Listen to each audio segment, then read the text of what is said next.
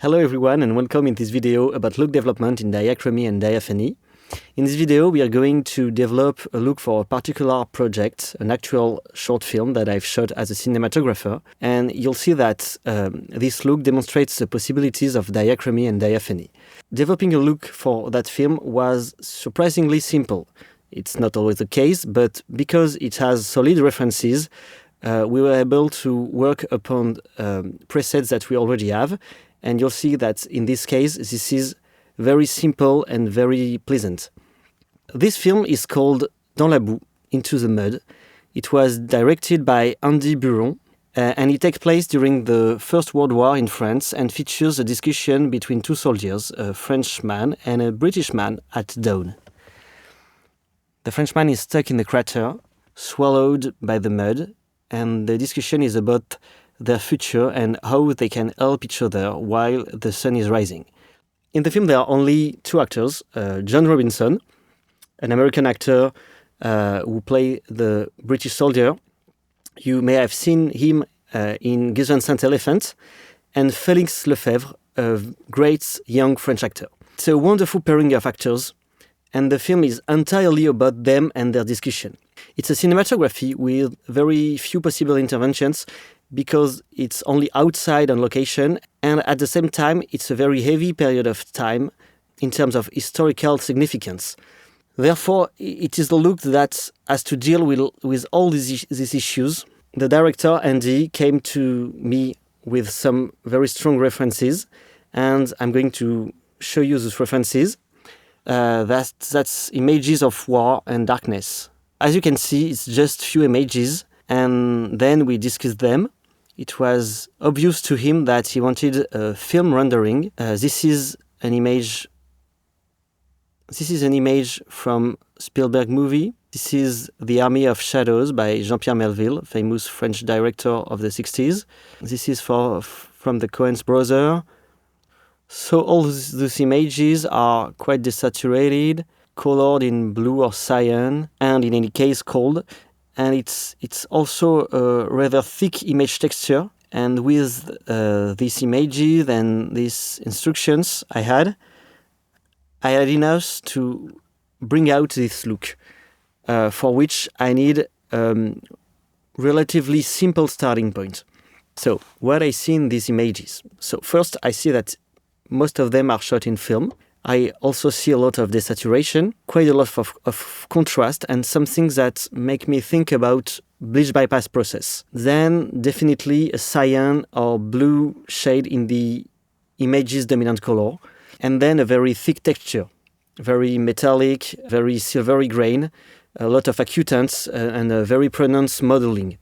With all that information, I have enough to create a look. So I'm starting from look development timelines, all shots color managed in ACES CCT, and I'm going to find a footage which is not too far from the topic of the film I'm preparing, because you have to keep in mind that it was a short film, so I wasn't in the situation of shooting a lot of tests on location.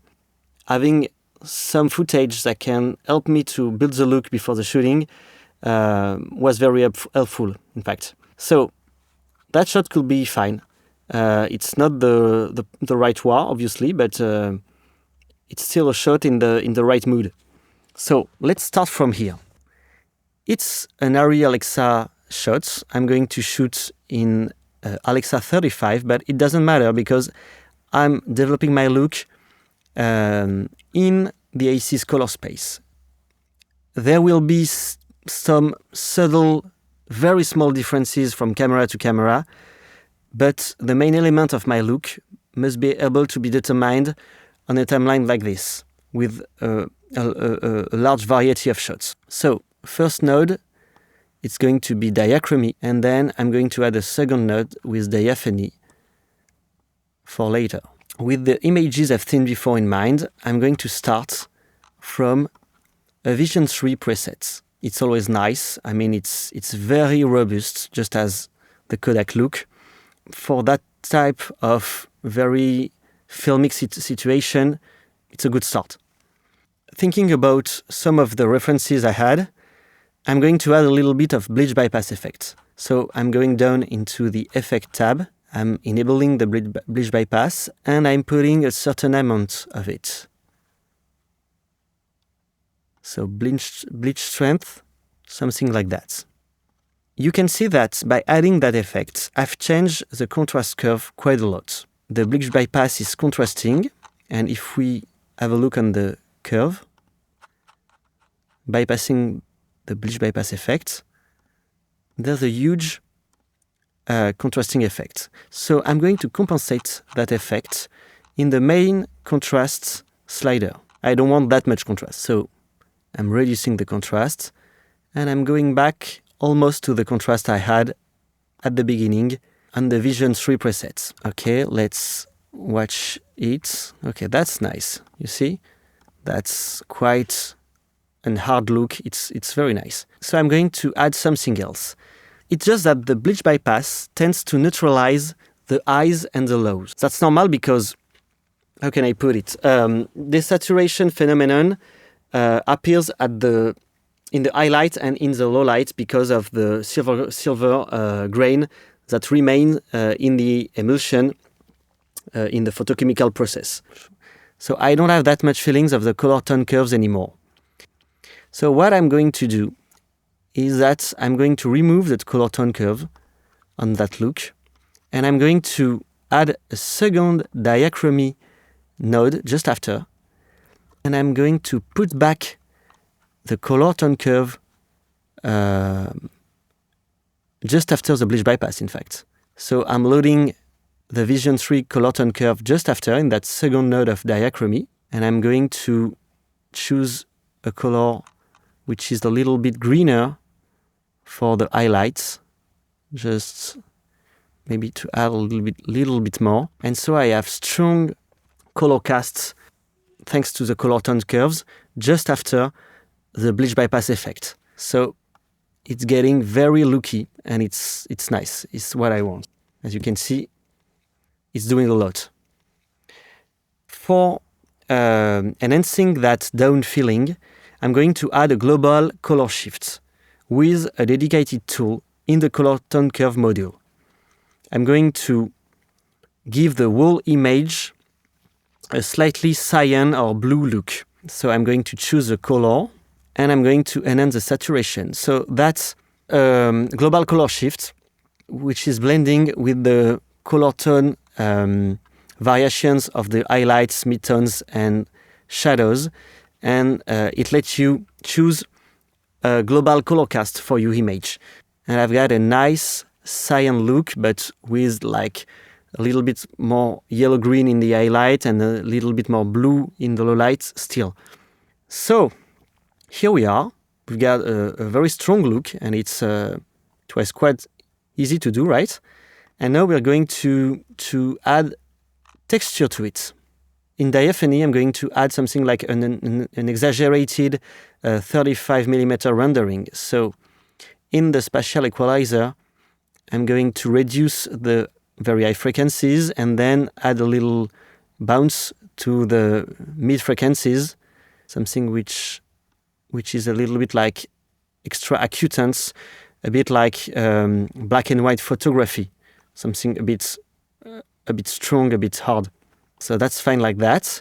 Then I'm definitely going to add halation. I like the presets like that, just with the default values. And then I'm going to add grain.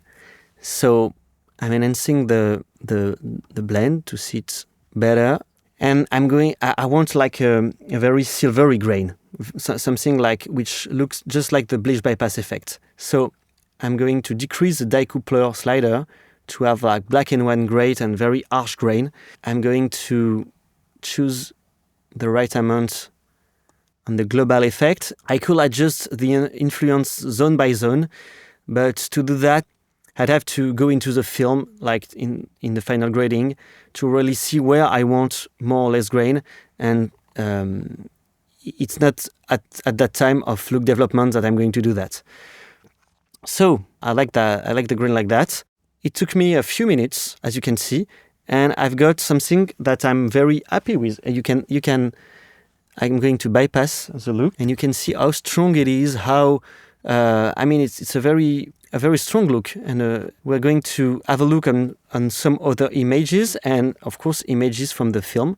Here is our look on actual footage from the movie, and as you can see, it works very well. I mean, the whole set is changing completely with that look, and the feeling of